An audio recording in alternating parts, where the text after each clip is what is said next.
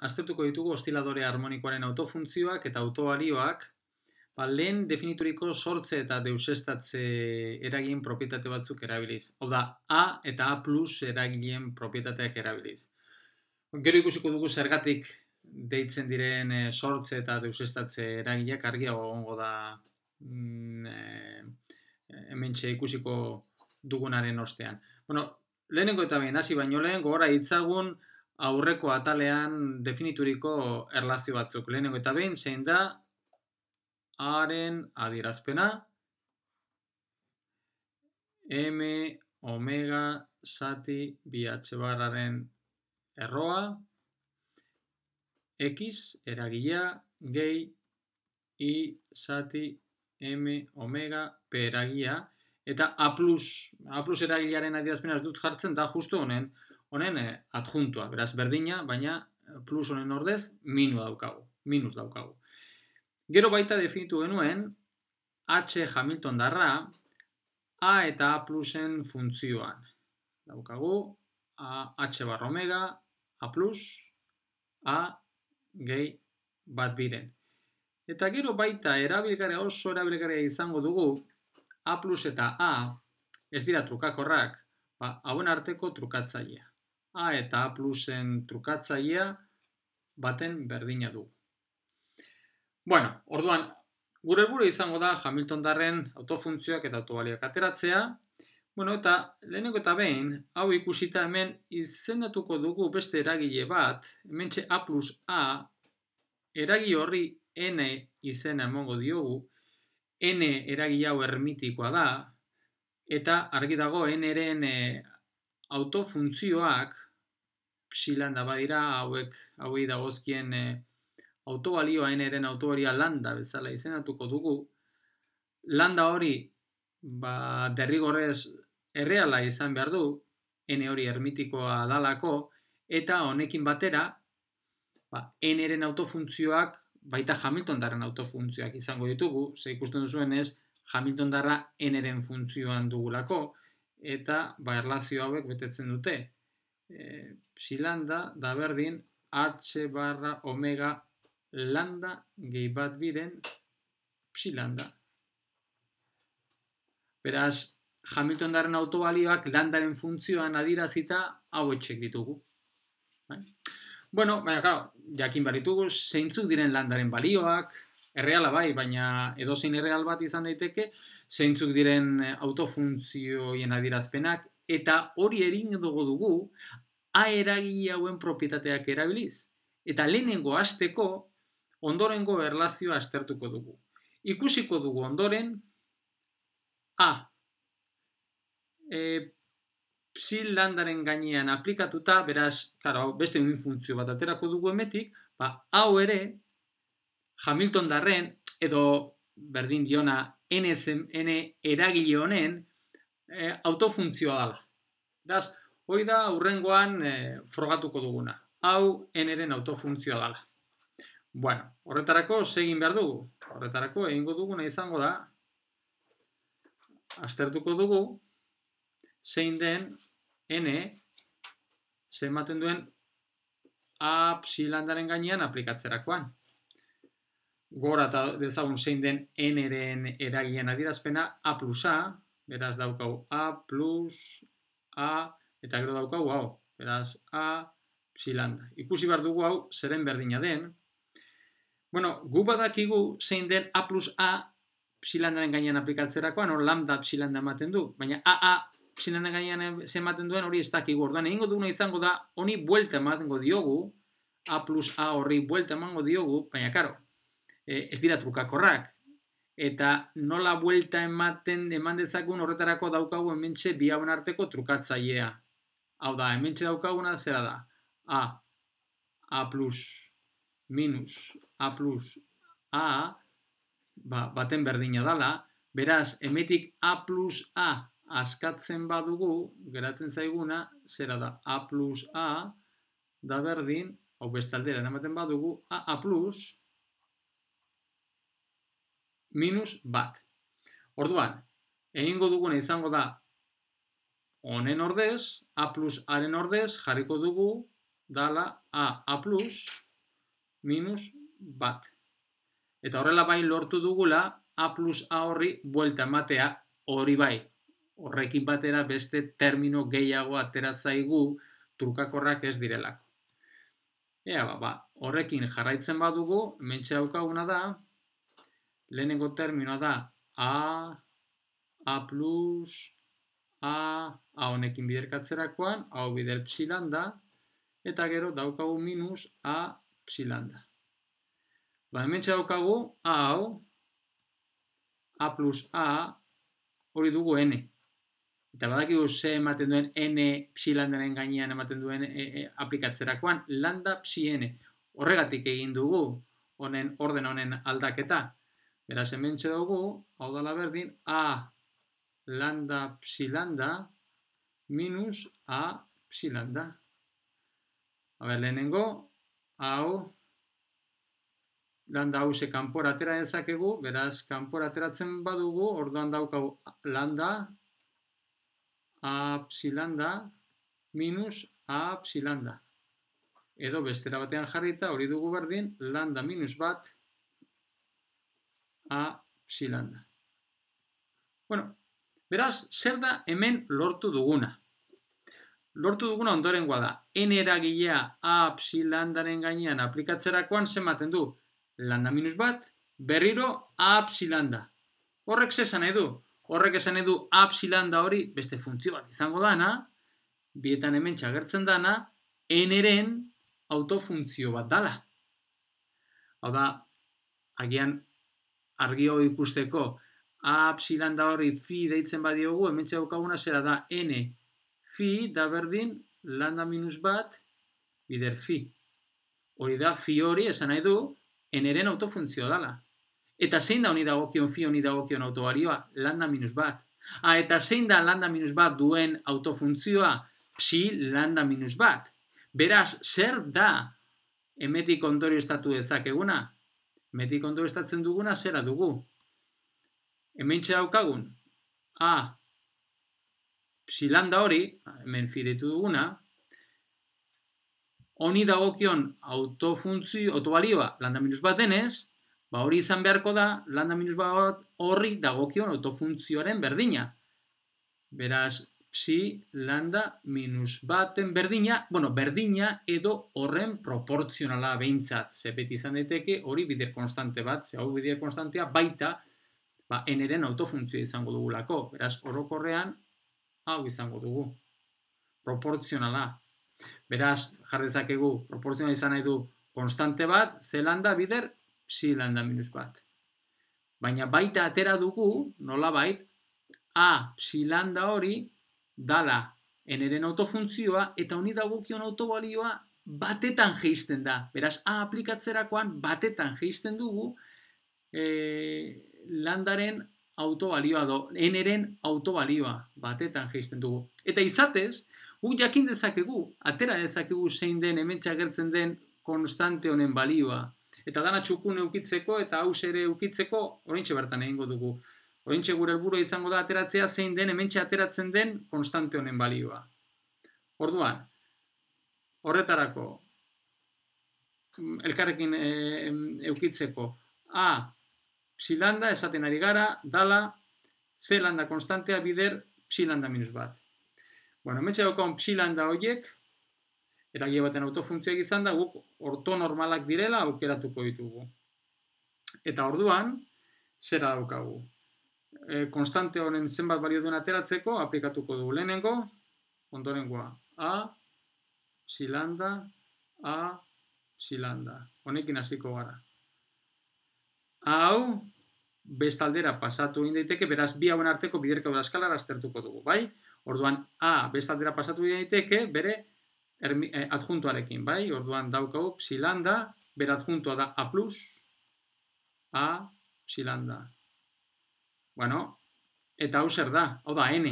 Eta N psi landaren gainen aplikatzerakoan zen ematen du lambda psi lambda. Beraz, hau N psi landaren berdina, psi landaren gainen aplikatzerakoan lambda psi lambda dugu. Orduan, biderkaketa eskala honetatik lambda ateratzen badugu, fuera doa hau da daukaguna psi lambda bider psi lambda ortonormalizatuta egon da gure oinarria landaren berdina daukagu. Hori alde batetik. Gero bestaldetik, biderkaketa eskalar hause egiterakoan, egingo duguna, izango da, ordezkatuko dugu, a psi lambda honekin.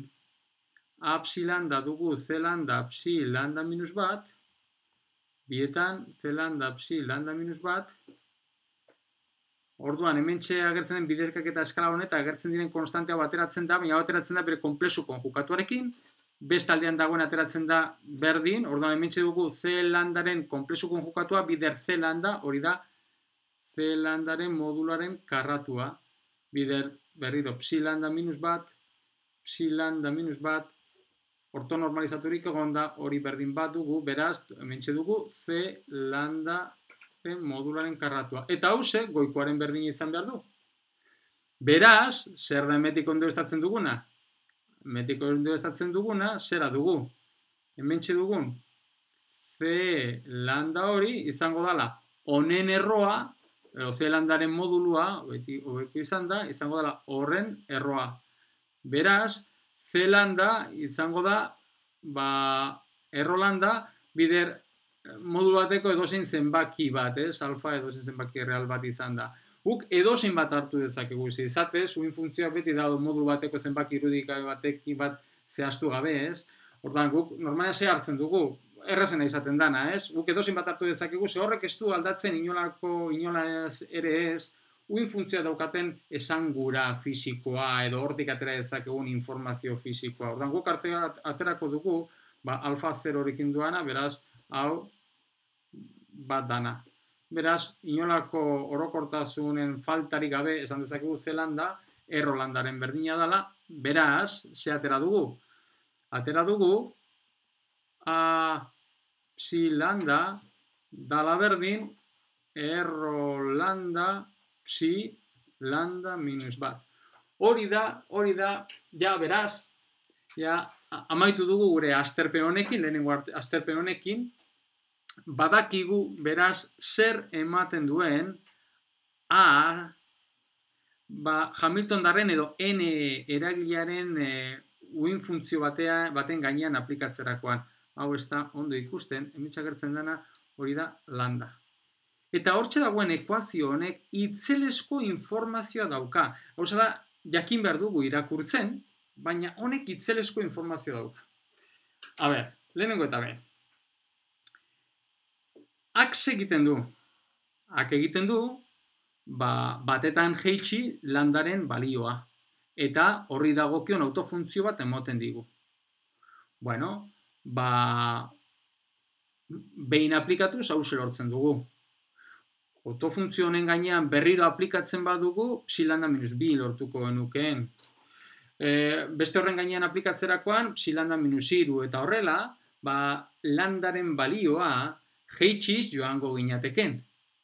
Baina lambdaren balioa jeitsiz joango ginateken, lambda minus ez dakitzen bat, tetik aurrera, negatiboa izan daiteke. Eta negatiboa bada, gora ezazue azken finean, Hamiltondarren autobalioa lambda horrekin erlazionuta dagoela. Hementxe eskina batean jarriko dut. Lambdarekin dago erlazionuta eta hori ikusi dugu dela h barra omega lambda gehi bat biren. Orduan, lambda batetik aurrera hauze negatiboa egiten bazaigu, gerta daiteke energia hauek negatiboak izatea, eta hori ezinezkoa da, ze Hamiltondarren autobalioak daukagun energia potentziala positibo izan, eta energia zinetiko beti positibo izan behar denez, ezin da negatibo izan. Orduan, ze pasatzen da hemen? Hori gertatuko da nola lambdaren balioa jeitsiz joango ginateken banan-banan, hoietako bat 0 ez bada egiten. Ze hoietako bat, hau da lambdaren bat 0 bada, orduan lambdaren bat 0 bada, hementxe lortuko genuken da a psi 0, berdin 0 lortuko genuken, eta ja 0 izan da, ja ezin izango genuken gehiago jeitsi. Beraz, ze esan edu honek? Energien autobalioak negatiboak ez izateko daukagun irtenbide bakarra da lambda minimo bat egotea. eta lambda minimo horren balioa 0 izan behar du. Beraz, badago lambda minimoren bat. 0 dana. Eta ez bakarrik hori. Lambda besteak honekin bateko aldea izango lukete, urrengoa, hau baino bat gehiagokoa izango litzateke, bat beraz. Urrengoa, 2, urrengoa, 3, ze horietatik jeitsiz aplikatzerakoan 0ra heldu beharko garelako. Horrek esan nahi du, lambda, azken finean, zenbaki orokorrean, zenbaki erreala bada ere, lambda derrigorrez zenbaki naturalak direla. Eta hori dela eta n-erekin izendatuko ditugu. Azken finean asko zen naturalagoa, izena naturalagoa dugu. Eta hauek dira, 0 barne, 0tik aurrera ditugun zenbakiak dira. Orduan, Hamiltondaren autobalioak, lambdaren funtzioan erlazionatuta zeudenak, oraintxe n-erekin daude erlazionatuta. Hamiltondaren autobalioak hau etxek ditugu. H barra omega n gehi bat biren. Goratzen baduzue, hau da bestera batean bazen ere, lortu genuen emaitza Hamiltondaren autobalioak eta autofuntzioak ateratzerako orduan. Hauek dira, non n hori zenbaki naturala den. Beraz, atera ditugu, hau aztertuz, hementze dagoen adierazpen hau aztertuz, lortu dugu zeintzu diren Hamiltondaren autobalioen balioiek. Baina ez bakarrik hori. Gehiago lortu dezakegu. Ze, autobalioak bai, eta autofuntzioak. Zeozer gehiago esan dezakegu autofuntzioi buruz? Bueno, oraintxe bertan esan dugu, nola, hementxe dagoen hau lambda 0rako aplikatzen badugu a psi 0, oinarrizko egoera izango litzatekena, berdin 0 dugula. Bueno, hori ekuazio bat dugu. Beraz, bestaldetik, hementxe dagoen ekuazio hau, ze aplikatzen badugu lambda 0rako, ze geratzen zaigu. Lambda 0rako geratzen zaigun ekuazioa ondorengoa da. A psi 0 berdin 0. Eta hau ekuazio bat da. Zuzenean hementxe ordezkatzen badugu zein den, A horrek duen adierazpen diferentziala, ondorengoa dugu. Erro, hau da, haren eragilearen adierazpena, bi h barra, x eragilea, gehi i zati m omega, peren eragilea bider psi 0 da berdin 0. Bueno, hementxe egingo duguna izango da ointxe bertan, ordezkatu p eragilea bere adierazpenarekin, eta x, bere adierazpenarekin. Hementxe dagoen konstanteak, hau 0 denez, ez dauka inolako eraginik, eta hori egiten badugu, geratzen zaiguna ondorengoa da. X psi 0 da berdin, peren eragia da minus i h barra x eudiratu partziala, beraz, minus, plus geratzen zaigu, i bideri minus eta beste minus honekin plus geratzen zaigu, beraz, daukagu h barra m omega psi 0-ren x-eiko derivatu partziala, eta hori da berdin 0. Hauze dugu beraz, psi 0 betetzen duen ekuazio diferentziala. Egin behar duguna, hau aztertu. Eta hau aztertzea oso simplea dugu. Horretarako egingo duguna izango da derivatua alde batera eramango dugu, eta bestea, beste aldera. Derivatu izatez hementxe arrunta dugu. Ze aldagaia bakarrik x dugulako. Orduan geratzen zaiguna, hauze dugu. X, psi 0. Orduan, hau aztertzeko egingo duguna izango da, psi 0-rekin lotuta dauden ezaugarriak batera eraman, eta bestaldera x-ekin lotuta daudenak. Orduan, daukagu diferentzial psi 0 zati psi 0, hau bestaldera pasatuz, da berdin minus m omega zati h barra x diferentzial x. Eta horintxe egingo duguna da, hauze integratu. Integratzen badugu, logaritmone pertar psi 0 da berdin, minus m omega zati bi h barra x karratu, gehi betiko konstantea. Ero bestera batean esan den, metik psi 0 askatzen badugu, hori da berdin konstante bat, beti zehaztu gabe geratzen zaiguna, eber minus m omega zati bi h barra x karratu. Hau, normalizatu nahi badugu, hori da haren balio atera beharko genuken, baina lortu dugu. Hau da, aurrekoan ere lortu genuen oinarrizko egoeraren autofuntzioen adierazpena. Horatzen duzue, azken finean, gaussiar bat, oinarrizko egoera gaussiar bat genuen. Eta horretarako bakarrik erabili dugu A eragilea. Karo, gauza da, eta hurrengoak zeintzuk dira. Zeintzuk dira psi bat, psi bi eta horrelakoak. Bueno, horretarako, aztertu beharko dugu zein da A plusek egiten duena. Badakigu zein den A minusek egiten duena. Eta atera dugu adierazpena. Atera dugu, nola? Horatzen badugu, A psi n-ren gainean aplikatzerakoan, da RN psi n ken bat. Arrazonamendu berdina, baina hau ustiko duzuezuek egiteko. Aplikatu daiteke A plusekin, berdina. Eta A plusekin egiten badugu, ja agian imaginatu dezakezu ez egiten duen, ez? Ak batetan jeisten du. Horregatik, nolabait, deitzen da deuseztatze eragilea. Ze batetan kentzen du, deuseztatzen du, batetan n-ren egoera. A plusek sortze eragilea deitzen dana, egiten duena batetan igo. Eta ateratzen den faktorea hau ere ateratzeko arrazonamendu berdina jarraitu dezakegu,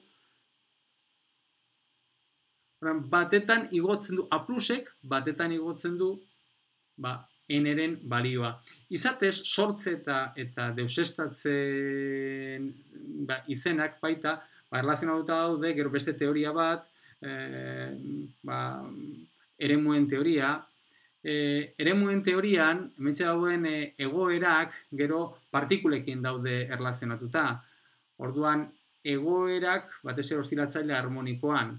Orduan, sortze eta deuseztatze eta sortze horiek, azken finean egiten dutena da partikulak kendu edo partikulak sortu, partikulak deuseztatu edo partikulak sortu. Beraz, eragile honekin partikulak sortu edo partikulak deusestatzearekin daude erlazionatuta.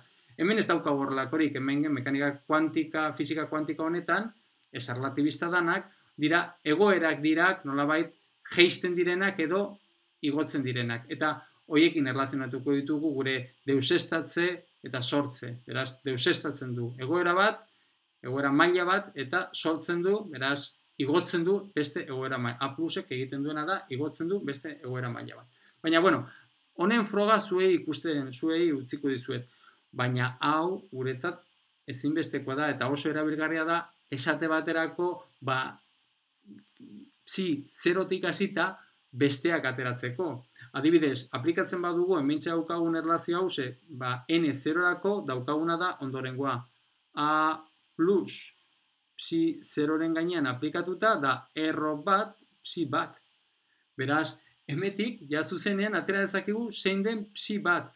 Aplikatzen badugu A plus honen gainean, gora ezagun zein den A plus, azken finean hori erabat sistematikoa dugu, A plus dugu M omega zati bi H barra, X eragilea, X eragilea minus I M embarkatu. Minus, I zati M omega P eragilea. Egin behar duguna da, ordezkatu P minus IH barra Xiko derivatuarekin, eta zuzenean hause aplikatu psi zeroren gainean. Hori egiten badugu, psi bat aplikatu lortuko dugu. Bai? Eta horrela egiten badugu A psi baten gainean, orduan lortuko dugu erro da hause N berdin bat, beraz erro bi, psi bi, beraz psi bi izango da bat zati erro bi A psi bat. Edo psi bat honen berdina denez, barkatu mentxe plus, falta zait, jarra dezakegu baita ondorengo eranez. Erro bi A plus karratu psi zero. Izatez, egoera guztiak psi zerorekin erlazionatu dezakegu. Eta horretarako, horrela hemetxeagoen arrazonamendua jarraitzen badugu edozein n-erako, erraz ateratzen dugu, nola edozein psi-n egoera, jar dezakegula, zati erro n faktoriala, a plus eragilea hori bai n aldiz aplikatuta psi zeroren gainean. Orduan, honekin, posiblea da ateratzea, adierazpen hause goratzen badugu, posiblea dugu ateratzea edozein egoeren adierazpenak. Bai? Eta nahiko, beraz, ze erabiligarriak izan ditugun, bi eragi horiek, A eta A plus eragileak, ez bakarrik autobalioak ateratzeko, baizik eta baita autofuntzioen adierazpenak ateratzeko beste era batean zer esanik ez, askoz ere abstraktuagoa printzipioz, baina bai eraginkorra, eta hainbat informazioa atera izango, azpi informazioa atera izan dugu eta ez bakarrik hori, A eragi horiek baita aplikagarriak dira, beste gauza batzuk aztertzeko ere, zer esanik X eta momentuarekin lotutako gauzak aztertzeko, baldin eta erabiltzen badugu, hementxe dauden bi erlazio hauek. Bi erlazio hauek ezinbestekoak dira, beste A eta A plusen aplikazio batzuetarako.